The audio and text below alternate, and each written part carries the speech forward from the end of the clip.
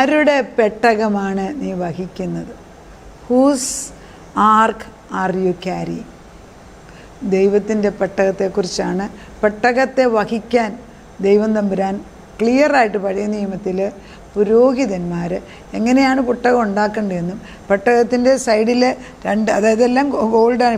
ഈ ഗോൾഡൻ പെട്ടകമാണ്. ഇതിൻ്റെ സൈഡിൽ വള പോലെ 4 സാധനങ്ങളുണ്ട്. അതിനകത്തൂടെ തുട കയറ്റിയിട്ടാണ്, അതിനകത്തൂടെ കമ്പ് കയറ്റിയിട്ടാണ്. അതും വിശുദ്ധമായിരിക്കും. എല്ലാം കഴിഞ്ഞിട്ടാണ് പുരോഹിതൻ്റെ തോളിൽ വെച്ചിട്ടാണ് പെട്ടകങ്ങൾ പഴയ നിയമത്തിൽ കൊണ്ടു നടന്നത്. അതായത് ഒരു മൂവിങ് ടെൻറ്റ് പോലെയാണ്, മൂവിങ് ആയിട്ട്. അതായത് നമ്മൾ ഒരു സ്ഥലത്തു നിന്ന് വേറെ സ്ഥലത്തോട്ട് മൂവ് ചെയ്യുമ്പോൾ താമസം മാറ്റുന്നതനുസരിച്ച് അവർക്കത് കൊണ്ടു നടക്കാൻ ദൈവ സാന്നിധ്യത്തിൻ്റെ റെപ്രസെൻറ്റേഷൻ പഴയ നിയമത്തിൽ അത് അനുവദിച്ചിരുന്നു. അങ്ങനെ പെട്ടകം കൊണ്ടുപോകാനായിട്ട് പെട്ടകം അവരുടെ ഒരു അഭിമാനമാണ്, അവരുടെ ദൈവത്തിൻ്റെ പ്രസൻസായിട്ട്. എന്നാൽ ഈ ദൈവത്തിൽ നിന്ന് മാറിപ്പോയപ്പോൾ ശൗലിൻ്റെ കാലമായപ്പോഴത്തേക്ക് പെട്ടകം യെരൂശലേമിലില്ല. എന്നാൽ ദാവീദ് രാജാവായപ്പോൾ ദൈവത്തിൻ്റെ പെട്ടകം തിരിച്ചു കൊണ്ടുവരണം എന്നുള്ള ബോധമുണ്ടായിട്ട് ദാവീദ് തീരുമാനമെടുത്തു. ആദ്യത്തെ പ്രാവശ്യം കൊണ്ടുവന്നപ്പം കാളയുടെ പുറത്ത് പുതിയ കാളവണ്ടി ആണോ എങ്കിലും സകല വാദ്യഘോഷത്തോടും പ്രാർത്ഥനയോടും അവർ കിന്നരത്തോടും പിന്നെ ശുചീകരണമൊക്കെ കഴിഞ്ഞിട്ട് കൊണ്ടുവന്നിട്ടും ദൈവകോപമുണ്ടായി. കാരണം പെട്ടകം വഹിക്കേണ്ടത് പുരോഹിതൻ്റെ തോളത്തായിരുന്നു. വളരെ പ്രധാനപ്പെട്ട ഒരു പോയിൻ്റാണത്.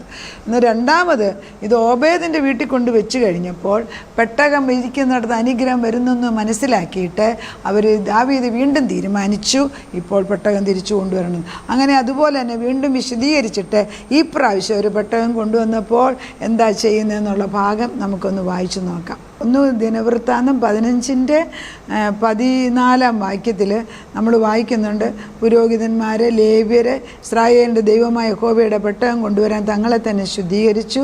ലേവ്യരുടെ പുത്രന്മാർ യഹോവയുടെ വചനപ്രകാരം മോശെ കൽപ്പിച്ചതുപോലെ ദൈവത്തിൻ്റെ പെട്ടകത്തെ അതിൻ്റെ തണ്ടുകൾ തങ്ങളുടെ ചുമലിൽ കൊണ്ട് ചുമന്നു. ഉണ്ടോ? ഇപ്പോൾ ഇപ്രാവശ്യം കറക്റ്റായിട്ട് കൊണ്ടുവന്നു. എന്നിട്ടും എന്താണ് അവർ ചെയ്യുന്നത് എന്താണെന്ന് ചോദിച്ചാൽ, പെട്ടകത്തെക്കുറിച്ച് പറയുമ്പം ഏകദേശം 15-ന്റെ 2 ക്രോണിക്ക് 1 ക്രോണിക്ക് 15-ന്റെ 23 തൊട്ടുള്ള വാക്യം ഇപ്പം ഞാൻ വായിക്കുന്നു. 23 ഇങ്ങനെയാണ്. ആരൊക്കെയാണ് കൊണ്ടുവന്നെന്നുള്ളത് പറയുന്നു. അതായത് ശബന്യാവ്, യോശാഫാത്ത്, നദനയേൽ, അമാസായി, സഖറിയാവ്, ബനയാവ്, ബലയാസാർ എന്നീ പുരോഹിതന്മാർ ദൈവത്തിൻ്റെ പെട്ടകത്തിൻ്റെ മുമ്പിൽ കാഹളമൂതി. ഓബേദ് ഏദോമും യഹീയാവും പെട്ടകത്തിന് വാതിൽ കാവൽക്കാർ ആയിരുന്നു. ഇങ്ങനെ ദാവീദും ഇസ്രായേൽ മൂപ്പന്മാരും സഹസ്രാധിപന്മാരും യഹോവയുടെ നിയമപെട്ടകം ഓബേദ് ഏദോമിൻ്റെ വീട്ടിൽ നിന്ന് സന്തോഷത്തോടെ കൊണ്ടുവരുവാൻ പോയി. ദൈവത്തിൻ്റെ പെട്ടകം കൊണ്ടുവരുന്നതന്നെ ഇപ്രാവശ്യം അവർക്ക് ദൈവം തൻ്റെ ബുദ്ധി പറഞ്ഞു കൊടുത്തു. അവരതൊരു സന്തോഷത്തോടെ, അതാണ് ദൈവീക ആലോചന കിട്ടിക്കഴിയുമ്പം വേറൊരു ബലമുണ്ട്, നമുക്ക് ശക്തിയുണ്ട്. യഹോവയുടെ നിയമപെട്ടകത്തിൻ്റെ വാഹകന്മാരായ ലേവ്യർക്ക് ദൈവം സഹായിച്ചതുകൊണ്ട്, ദൈവത്തിൻ്റെ സഹായം ഉണ്ടെന്ന് എഴുതിയിരിക്കുന്നു, അവർ 7 കാളയെയും 7 ആട്ടുകൊറ്റനെയും യാഗം കഴിച്ചു. 7 കാളയും 7 ആട്ടുകൊറ്റനെയും യാഗം കഴിച്ചു. രക്തം ചൊരിഞ്ഞിട്ടല്ലാതെ വിമോചനമില്ല. രക്തത്തിൽ അല്ലോ മനുഷ്യൻ്റെ ജീവൻ ഇരിക്കുന്നു. ലേവ്യ പുസ്തകത്തിൽ പറഞ്ഞിട്ടുണ്ട്, കർത്താവിൻ്റെ സന്നിധിയിൽ വരുമ്പം രക്തം ചൊരിഞ്ഞിട്ടല്ലാതെ പാപയാഗമോ ഹോമയാഗമോ ചെയ്യാനൊക്കത്തില്ല.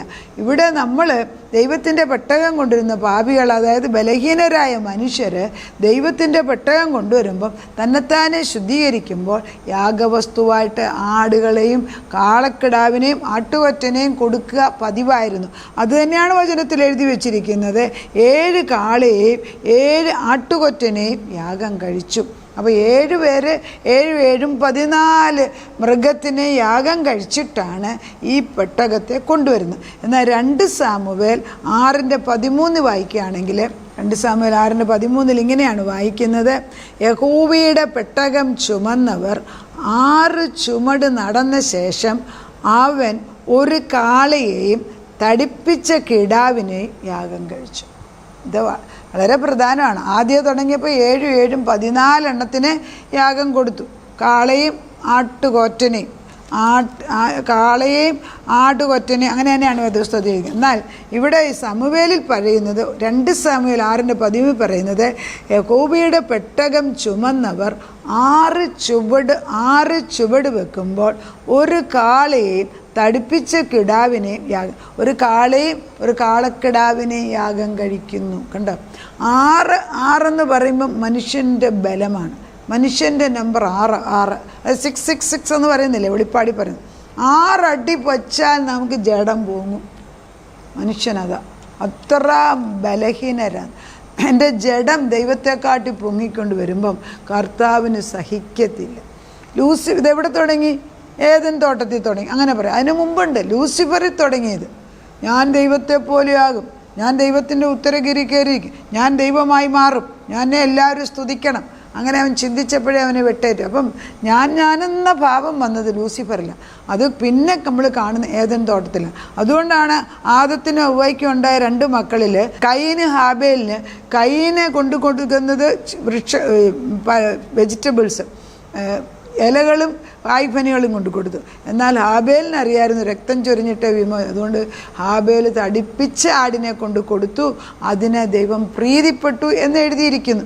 അപ്പോൾ രക്തം ചൊരിഞ്ഞിട്ടല്ലാതെ വിമോചനമില്ലെന്ന് ഇവർക്കറിയാവുന്ന ഇപ്പം 2ാം പ്രാവശ്യം ദാവീദ് ചെയ്തത് ബുദ്ധിയായിട്ട് 6 അടി വെക്കുമ്പോൾ അവിടെ നിർത്തിയിട്ട് ഒരു കാളയും പിന്നെ ഒരു ചെറിയ ആട്ടിൻ കാളക്കുട്ടിയെയും കൂടെ അവിടെ യാഗം കഴിയും. 6 അടി വെക്കുമ്പോൾ നമ്മൾ താഴണമെന്ന്, 6 അടി വെക്കുമ്പോൾ നമ്മൾ ശുദ്ധീകരിക്കണമെന്ന്. ദൈവത്തിൻ്റെ മുമ്പിൽ നമ്മൾ താഴ്മപ്പെടാതെ ഒരു കാര്യവും ദൈവത്തിന് മുന്നിൽ. അതായത് ഇടയ്ക്കിടയ്ക്ക് ഈ പ്രോഫസി പറഞ്ഞവരെ കേട്ടിട്ടുണ്ടോ? അപ്പോൾ ഈ വചനം പ്രോഫറ്റിക് മിനിസ്ട്രി ഒരു വലിയ ഇമ്പോർട്ടൻറ്റ് മിനിസ്ട്രിയാണ്.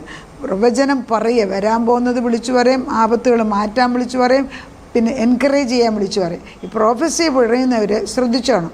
അവരാദ്യം പറയുമ്പോൾ ആത്മാവിലെല്ലാം പറയും, കുറച്ച് കഴിയുമ്പോൾ അവരുടെ തന്നെ ജഡം കയറി അവരുടെ ഇഷ്ടം പോലെ അവരും വിളിച്ചു പറയും. അത് ദൈവാത്മാവിൻ്റെ കൂടെ നമ്മുടെ ഇത് ചേർക്കും. അതാണ് ഈ ആദ്യം ചെയ്തത് ഇവർ. ആദ്യം ദൈവത്തിൻ്റെ പെട്ടകം കൊണ്ടുവന്നപ്പം ഇത് തന്നെയാണ് ദാവീദ് ചെയ്തത്. അവരുടെ ഇഷ്ടത്തിന് പെട്ടകം അന്ന് കാളയുടെ വണ്ടിയുടെ പുറത്ത് കയറ്റാൻ ദൈവം ഇഷ്ടപ്പെട്ടില്ല.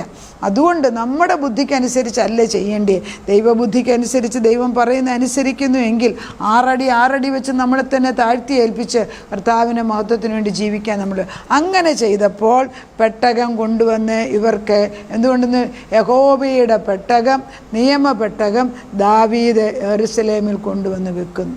അങ്ങനെ 16 തുടങ്ങുന്നത് എങ്ങനെ? 1 ദിനവൃത്താന്തത്തിൻ്റെ 16.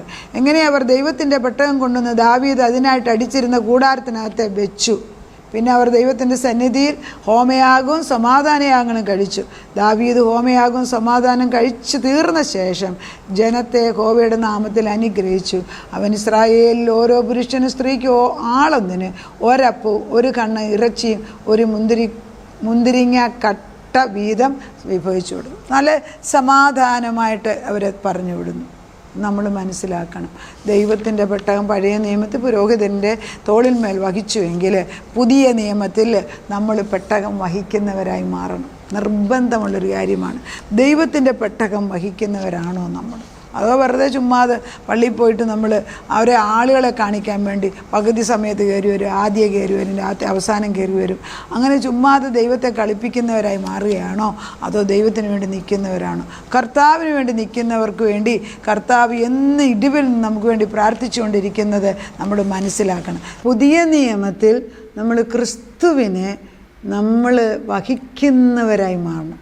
പഴയ നിയമത്തിൽ ദൈവത്തിൻ്റെ കൂടാരം അല്ലെങ്കിൽ ആർക്ക് അല്ലെങ്കിൽ കർത്താവിൻ്റെ പെട്ടകത്തെ പുരോഹിതന്മാർ ദൈവം നിയോഗിച്ച പ്രകാരം തോളിന്മേൽ വഹിച്ചുകൊണ്ട് നടന്നു. നമ്മൾ ഈ ജോഷുവയുടെ ബുക്കിലൊക്കെ വായിക്കുന്നുണ്ട്, ഒരു യോർദാൻ്റെ സൈഡിൽ ഇവർ പുരോഹിതന്മാർ പെട്ടകം വഹിച്ചതായ പുരോഹിതന്മാർ യോർദാൻ്റെ അടുക്കൽ വന്ന് വെള്ളത്തിൻ്റെ മേൽ അവരുടെ ഉള്ളങ്കാല് വെച്ചപ്പോൾ വെള്ളം 2 പിളർന്നു. അങ്ങനെയാണ് യോർദാൻ 2 മാറുന്നത്. അപ്പോൾ ഓർക്കണം, പെട്ടകം കൊണ്ട് എന്നതിൻ്റെ മിടുക്കൊണ്ടാണ്. ഈ പെട്ടകം തോളിലിരിക്കുമ്പോൾ ഈ പെട്ടകത്തിൻ്റെ ശക്തിയാണ് അവിടെ ഈ പുരോഹിതന്മാർ.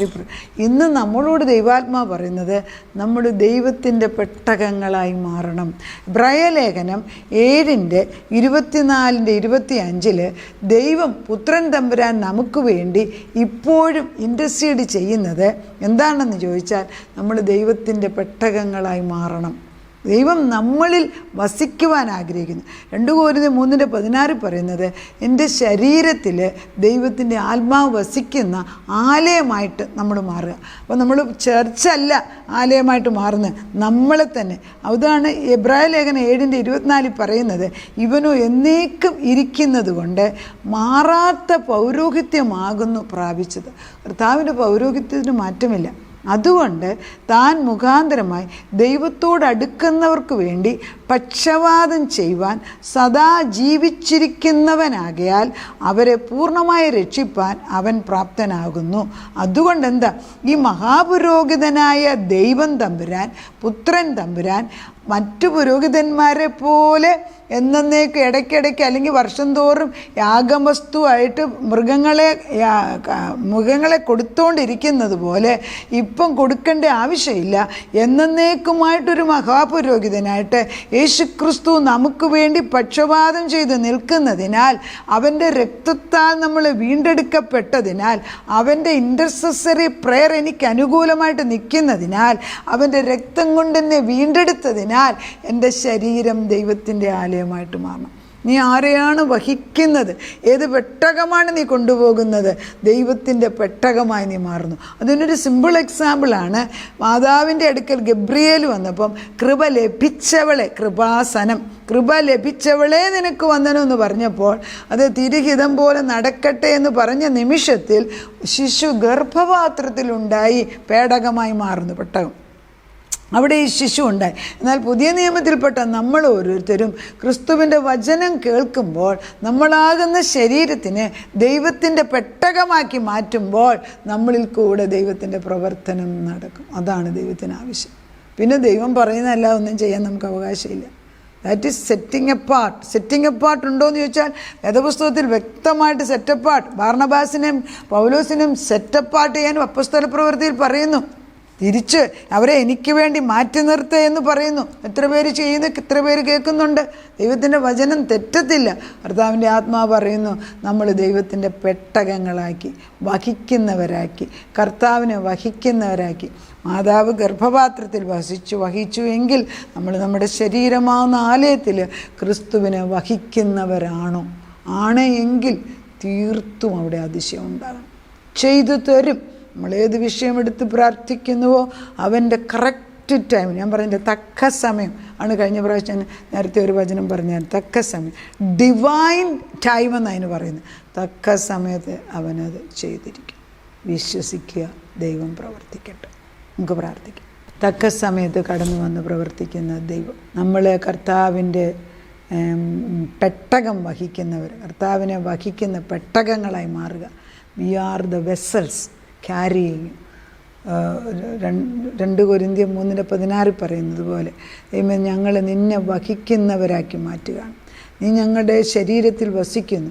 ഞങ്ങളുടെ ആത്മാവ് നിന്നെക്കൊണ്ട് നിറയുവാൻ, നിൻ്റെ ആത്മാവിനെ നിറഞ്ഞിരിക്കുന്നതിനാൽ, ഞങ്ങളുടെ ശരീരത്തിനകത്ത് പരിശുദ്ധാത്മാവ് വസിക്കുന്നതിനാൽ ഞങ്ങൾ നിന്നെ വഹിക്കുന്നവരായിട്ട്, പെട്ടകങ്ങളായിട്ട്, പേടകങ്ങളായിട്ട്, ആർക്കായിട്ട് ദൈവമേ, കവനൻ്റ് പീപ്പിളായിട്ട് ഞങ്ങൾ മാറിയിരിക്കുക. ദൈവത്തിൻ്റെ ഉടമ്പടി, ദൈവം എടുക്കുന്ന ഉടമ്പടി, ഞങ്ങളുടെ ഉള്ളിലുള്ള പരിശുദ്ധാത്മാവ് ഞങ്ങളുടേതായിട്ട് മാറ്റിത്തരുമ്പോഴാണ് അതിന് ജീവൻ വെക്കുന്നത്. ആ ഉടമ്പടി പ്രകാരം, സത്യദൈവത്തിൻ്റെ വിശുദ്ധ ഉടമ്പടി പ്രകാരം കുടുംബങ്ങളെ പടുത്തുയർക്കാൻ, അടുത്ത തലമുറകളെ ജീവരക്ഷയിൽ കൊണ്ടുവന്ന് വളർത്താൻ ഞങ്ങളെയും ഞങ്ങളുടെ തലമുറകളെയും അനുഗ്രഹിച്ചേ പറ്റും.